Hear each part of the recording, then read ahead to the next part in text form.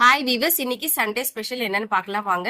இன்னைக்கு வந்து வெஜ் பிரியாணி தான் வந்து செய்ய போறேன். முட்டை தொக்கு செய்யறதுக்காக முட்டை வெந்துட்டு இருக்கு. எண்ணெய் ஊத்திட்டு பட்டை லவங்கம் கிராம்பு எல்லாமே போட்டு 2-3 வெங்காயம் போல சேர்த்திருக்கேன். வெங்காயம் அதிகமா சேர்த்தாதான் இந்த மாதிரி வெஜ் பிரியாணியை வந்து ரொம்ப சூப்பரா வரும். ஸோ வந்து நான் 4 வெங்காயம் போல சேர்த்திருக்கேன். பச்சை மிளகா, அதுக்கப்புறம் இஞ்சி பூண்டு பேஸ்ட் இல்லை, அதனால வந்து பூண்டு இஞ்சியும் கட் பண்ணி சேர்த்திருக்கேன். கட் பண்ணி சேர்த்துட்டு நல்லா வதக்கி விடும்போது இஞ்சி பூண்டு அரைச்சு சேர்த்தா எப்படி இருக்குமோ டேஸ்ட் அதே மாதிரி வந்துடும். 4-5 தக்காளி பழம் போல சேர்த்துட்டு கொத்தமல்லி சேர்த்துட்டு கல்லுப்பு சேர்த்து நல்லா வதக்கி விட்டு இருக்கேன். ஒரு 5-10 நிமிஷம் போல வதக்கி விட்டுருக்கேன். ஃபைனலா வந்து காஷ்மீரி சில்லி பவுடர் 1 டீஸ்பூன் தயிர் ஆட் பண்ணிருக்கேன். தயிர் எதுக்கு ஆட் பண்றோம்னா சாப்பாடு வந்து நல்லா சாஃப்டா வரும், அதுக்காக தான் வந்து ஆட் பண்ணிருக்கேன். எல்லாமே நல்லா ஒண்ணு போல மிக்ஸ் ஆகி வந்துடுச்சு.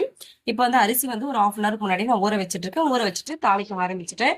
இப்போ சைடிஷ்க்கு என்னன்னு பாத்தீங்கன்னா முட்டை தொக்கு, தக்காளி வெங்காயம் எல்லாம் சேர்த்துட்டு நிறைய வந்து பெப்பர் வந்து நிறைய சேர்த்துருக்கேன்.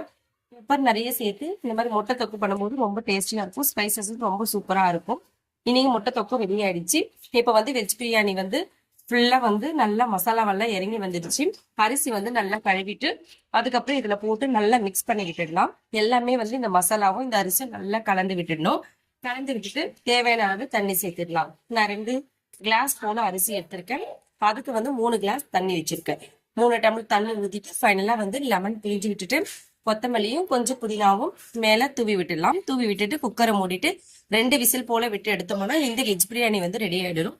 இந்த பாஸ்மதி அரிசியில செய்யற வெஜ் பிரியாணி ரொம்ப சூப்பரா இருக்கும். இந்த மாதிரி நீங்களும் ட்ரை பண்ணி பாருங்க. ஃபிஷ் மசாலா போட்டு 2 ஹவர்ஸ்க்கு மேல ஆயிடுச்சு. இப்போ வந்து ஃப்ரை பண்ணி எடுத்துடலாம். நான் எப்பவுமே ஃபிஷ் ஃப்ரை பண்ணும்போது வந்து ஆயில் நிறைய சேர்த்துருவேன். கடைசி வரைக்குமே எல்லா ஃபிஷ்ஷும் இந்த ஆயிலே வந்து ஃப்ரை பண்ற மாதிரி நான் முதல்ல வந்து ஊத்தி விட்டுருவேன். அதுக்கப்புறம் வந்து எல்லாமே ஒரு 4-5 ஃபிஷ் போல போட்டுட்டு நல்லா மூடி போட்டு மீடியம் ஃப்ளேம்ல வச்சு வேக வச்சு எடுத்துருவேன். இந்த மாதிரி செய்யும் போது ரொம்ப ஈஸியா இருக்கும். ஒவ்வொன்றா போட்டு எடுத்தோம்னா ரொம்ப டைம் எடுக்கும், ரொம்ப கஷ்டமா தெரியும் ஃபிஷ் ஃப்ரை பண்றது. நான் எப்பவுமே வந்து இந்த மாதிரி 5 மீன் 6 மீன் போட்டுதான் வந்து நான் எப்பவுமே ஃபிஷ் ஃப்ரை பண்ணுவேன். இப்போ ஃபிஷ் நல்லா வெந்துருச்சு. ஒன் சைடு வந்ததும் இன்னொரு பக்கம் திருப்பி போட்டுக்கலாம். திருப்பி போட்டுட்டு திருப்பி மூடி போட்டுதான் வேக வைக்கணும். மூடி போடாம வேக வச்சோம்னா சீக்கிரமா வந்து ஃப்ரை ஆகாது. அதனால எப்பவுமே வந்து ஃபிஷ் ஃப்ரை பண்ணும்போது மூடி போட்டு வேக வச்சு எடுங்க, ரொம்ப சீக்கிரமா வந்து வெந்து வந்துடும். இப்போ ஃபிஷ் ஃப்ரை எல்லாமே வந்து ரெடி ஆயிடுச்சு. எல்லாத்தையும் வந்து எடுத்தாச்சு. வெஜ் பிரியாணியும் ரெடி ஆயிட்டு இருக்கும். இப்போ ஓபன் பண்ணி பார்க்கலாம் எப்படி இருக்குன்னு சொல்லிட்டு. ஃபிஷ் ஃப்ரை பண்ணிட்டு ஃபைனலா வந்து மேல கொஞ்சமா வந்து லெமன் சாறு ஆட் பண்ணியிருக்கேன். ஏன்னா அப்பதான் வந்து காரம் கொஞ்சம் அதிகமா இருந்தாலும் நல்லா வந்து கரெக்டா வந்துடும். வெஜ் பிரியாணியும் ரெடி ஆயிருக்கு சூப்பரா. தயிர் சேர்த்ததுனால ரொம்ப சாஃப்டா வந்திருக்கு.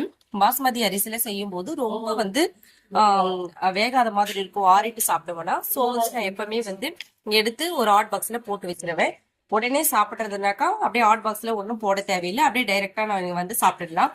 இல்ல நீங்க வந்து ஒரு 1 hour ஆகுது 2 hours ஆகுது அப்படின்னு சொல்லும்போது பாஸ்மதி அரிசி செய்யறதா இருந்தா ஹாட் பாக்ஸ்ல எடுத்து மூடி வச்சுட்டீங்கன்னா 2 hours அப்புறமும் சாப்பிட்டோம்னா அதே எப்படி வெந்திருக்கோ அதே மாதிரி இருக்கும்.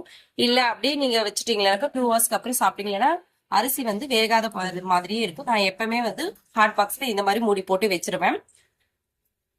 இன்னைக்கு எங்களோட லஞ்ச் சண்டே ஸ்பெஷல் வந்து வெஜ் பிரியாணி, ஃபிஷ் ஃப்ரை, முட்டை தொக்கு, பெப்பர் கொஞ்சம் அதிகமா போட்ட முட்டை தொக்கு, தயிர் பச்சடி, மார்னிங் வச்ச கொஞ்சமா சிக்கன் குழம்பு இருக்கு. இவ்வளவுதான் இன்னைக்கு எங்களோட சண்டே ஸ்பெஷல்.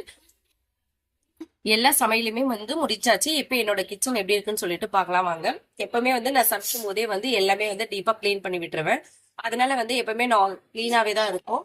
இப்போ ஃபைனலா வந்து அடுப்பு மட்டும் தான் வந்து அப்படியே இருக்கு. ஏன்னா ஃபிஷ் இன்னும் கொஞ்சம் இருக்கு ஃப்ரை பண்றதுக்கு. ஸோ அதெல்லாம் ஃப்ரை பண்ணி முடிச்சது எல்லாமே மொத்தமா கிளீன் பண்ணிடுவேன். என்னோட சேனல் பிடிச்சிருந்தா சப்ஸ்கிரைப் பண்ணுங்க. தேங்க்யூ.